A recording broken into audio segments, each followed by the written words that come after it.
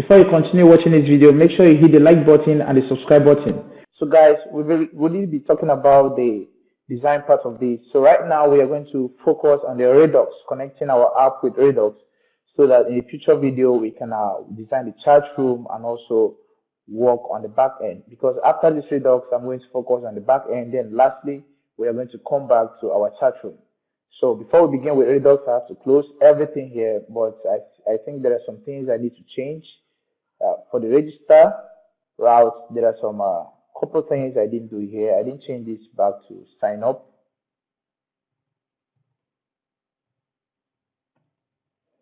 And so this one is not supposed to be have an account. It's supposed to be, do you have an account? Then you're going to take you back to sign in. For the event, it's going to be an on-press event, giving us a callback with the actions dot jump to the login route. So that's it finally for the registration route. Now we have to start connecting our Redux. So I'm going to close everything here. So in the source folder, you have to create a folder called store. Now inside the store, we have to create two folders, actions, and lastly, reducers. Now in the reducers, we are going to create some couple reducers. But before we do that, we have to create our types of actions.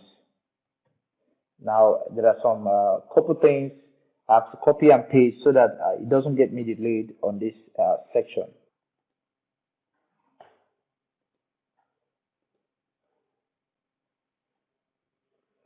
So these are the types of actions we are going to be working with. We have the user loading, user loaded, auth error, login success, and so many other things. So I would like you to type them down if you have the time. In the future part, I'm going to, just like a promise, I'm going to make available all the source code for you on my GitHub repository. So in the reducers, we are going to have an index.js. So we are going to import some couple things from Redux. Now for here, we are going to import combine reducers.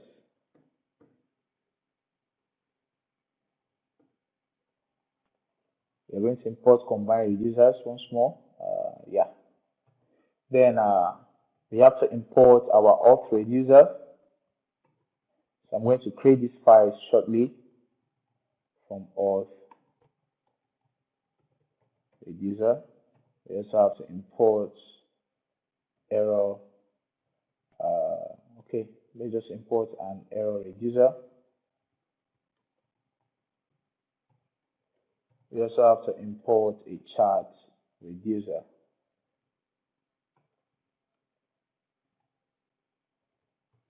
So I'm going to comment this out. This is going to be the last thing we are going to handle. So for the reducer itself, we are going to export default combine reducers, which is going to accept an object of auth. We bring in our auth reducer, error, and error.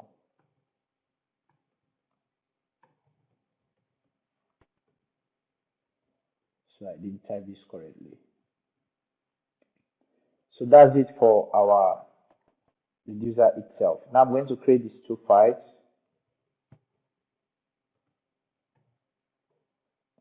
And also error reducer.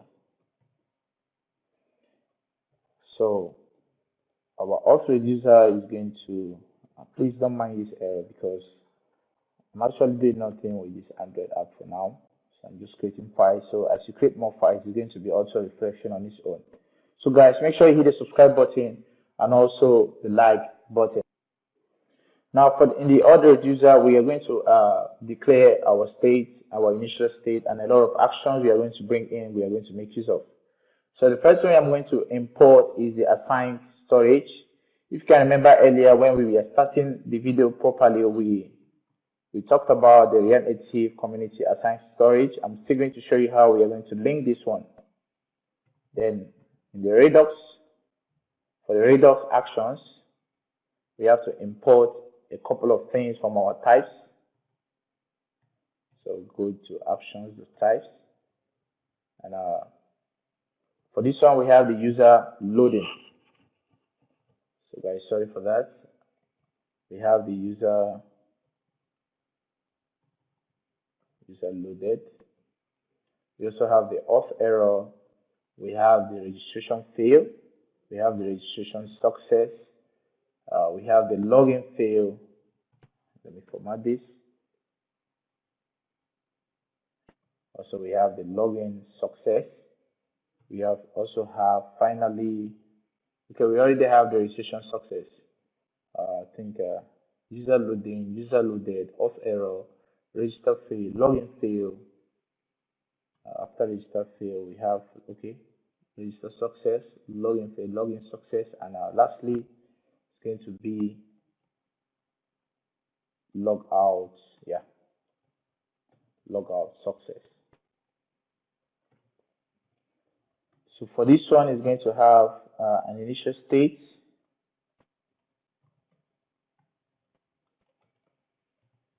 So our token, we have to declare it, bring in our token is going to come from our token. So don't worry guys, you are soon going to understand why we are doing all this. So just follow as you see it. As you move on, you are going to understand. So authenticated. So we set that to false. By default, the user is going to have a false thing. So it's loading. By default, it's going to be true. Let's just set it false. We can handle that later. And the user is going to be null. So we have to export default a function or a state. We set it to our initial state and also an action. Then we can use our switch statement. We switch with action.type. Then in the action.type, we are now going to handle a lot of types. So the first type is user loading. Now in the user loading, we have to return an object from the state. We just have to say that it's loading is true. So when the app opens first, it's going to check whether the user exists on your phone.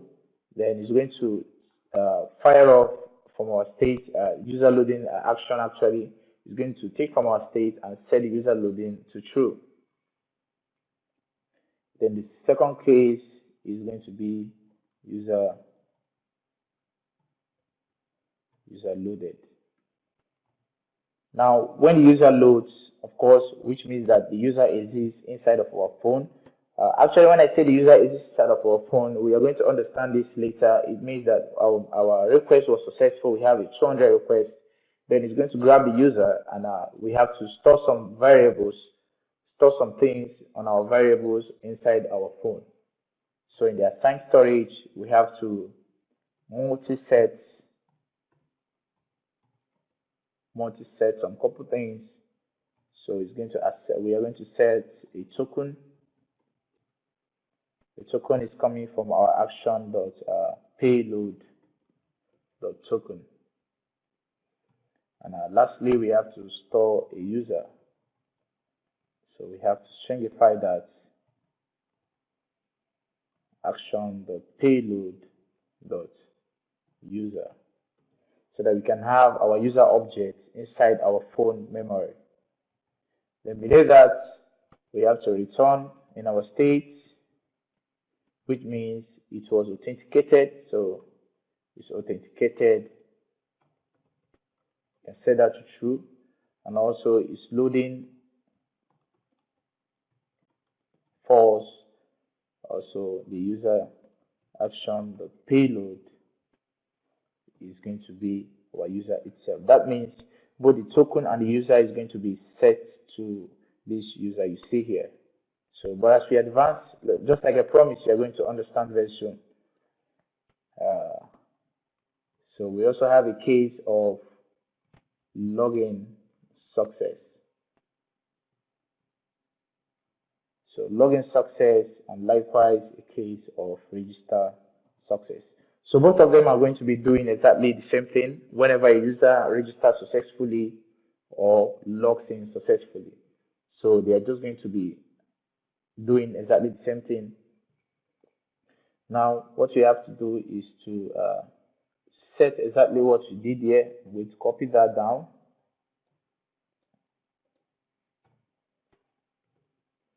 And from our states, likewise everything we did here. So there's nothing much there.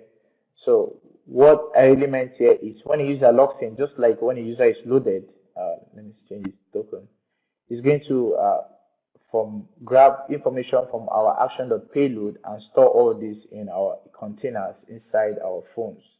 So same thing they are doing, and which is not really bad. And we have to set the it's authenticated to true, and also oh, sorry, for the login and the register, the authentication is going to be false by default because when a user logs in, okay, we can really handle this in such a way that when a user logs in, it's going to redirect us to the chat room so that we can't bounce back, which is not something that's really bad. But let's just leave it this way for now. And lastly, we have to return the default state.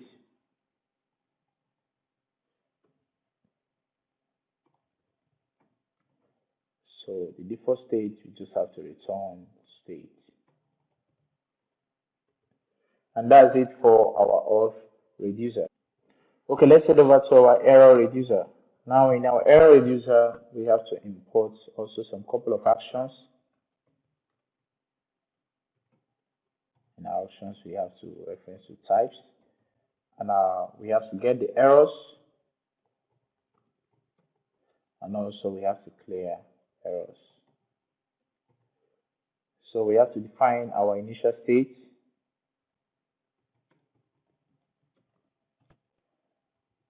Our initial state is going to have an object with a message, the status of null, and also the message ID. Now we have to export default function.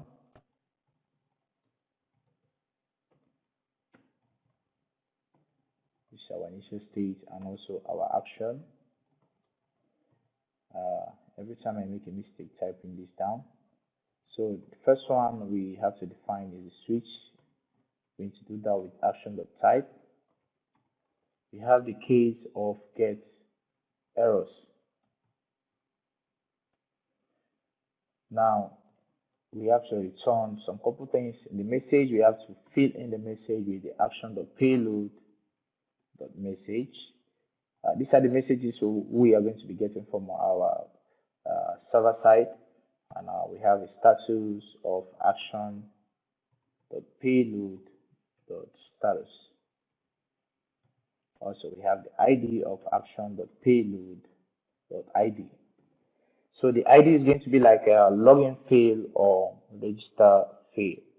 So we are going to fill all these things here. But as we advance, you are going to understand. So don't worry yourself for now. So we also have the case of clear errors. Of course, I guess you might have guessed that we have to return an object that will set our message back to null, our status back to null, and also our ID back to null. And lastly, we have to export the default. So the default is just going to be return the initial state. So that's it. Back in our auth register, there are some couple things I forgot to do, just like the ones you can see here. These guys here. So I'm going to do it at the bottom part of this. So guys, I kind of checked something. I realized that I have to set this to true because when a user is logged in or also registered, the authentication is supposed to be true by default. So for the last one, we have the case of of error, authentication error. Also, we have the case of let's say a login fail. So when a user fails to log in, so we have the case of logout fail. Sorry, logout success, not logout fail. Yeah, and also the case of register fail. Yeah. So when a user fails to register or fails to log in, definitely the user is going to have all this information cleared from the phone. So we have to bring in from our assigned storage. We have to remove multi remove. So the first one we have to remove is the token. You can remember we stored this earlier. Whenever the user logs in or registered or is authenticated, also remove the user. Then from the state, we have to set everything back to default. So I'm just going to come here, copy this exactly. So from the state here, I'm just going to paste that, format that, and get rid of this. And I have to set it back to null. So that's it for the auth and the error reducer. Now let's kind of connect this to our application. So the way we can do that is this file. What is it still doing here? I have to get rid of this file. I don't need it. In our index.js, we have to connect our Redux here. So we have to import from React Redux. So we have to import connect. So guys, I have a setup for beginners on how you can use Redux on my YouTube channel. You can check one of my videos. You can see how you can use Redux. Also, this can also educate you on how you can use Redux. So for the connect, you have to create a variable called app Redux. It's going to be a JSX function. Before that, I have to import one more thing to specify this with the comment Redux connections. So I have to import the provider. Actually, I made a mistake. Guys, sorry, this is not supposed to be connect. This is supposed to be the provider, not the connect. So over here, we have the parentheses with the provider. And if the provider is going to accept a store value of store, now we can import store for Redux.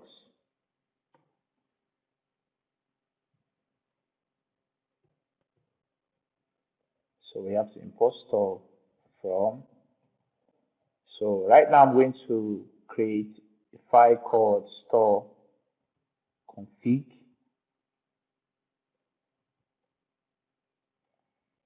So I have that created, and I'm going to import it from our source folder, store config. Let me just bring it up outside the store itself. Not bad. Okay, it's not bad. Let's just leave it that way. Then over here we can replace this with our app Redux. So that's it. When I save this, I'm going to have an error. So for now, let me not save it. I don't want to see an error on my screen. So I'm going to import the create store and also the apply middleware from Redux. Guys, if you didn't watch the installation of everything that we did here, you're going to definitely have a problem, because it was at the beginning of this series that I talked about all these things. We did the installation and also the setup, so that right now we are not going to be going back for the installation and the setup. So I have to import some from Redux stunk. So I'm going to create some middleware. Let's say we have double middleware, you can actually use it. So I'm going to pass an array of func, and I'm going to create our initial state with just an object. And we have to import the root reducer. So earlier we did it, so I'm just going to import this from the reducers, which is the default folder. So create our store. So our store is going to accept the root reducer. I have to change this to root. I said root. Wow.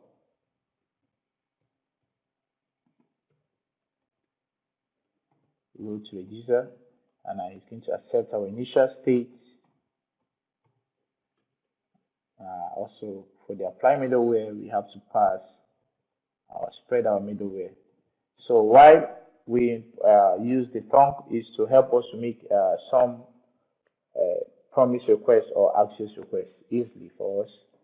And lastly, we have to export defaults to the store.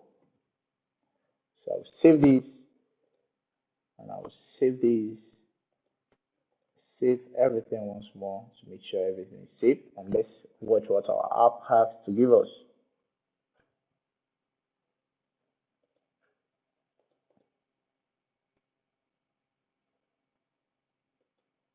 Say it can't find variable React is because in the index.js file, once you are making use of the provider, you have to make sure you have your React imported. So over here, I'm going to import React from React. Now, lastly, guys, there is a mistake I made, which I guess you guys might have seen by now. So this is supposed to be an app. So let me save that and refresh.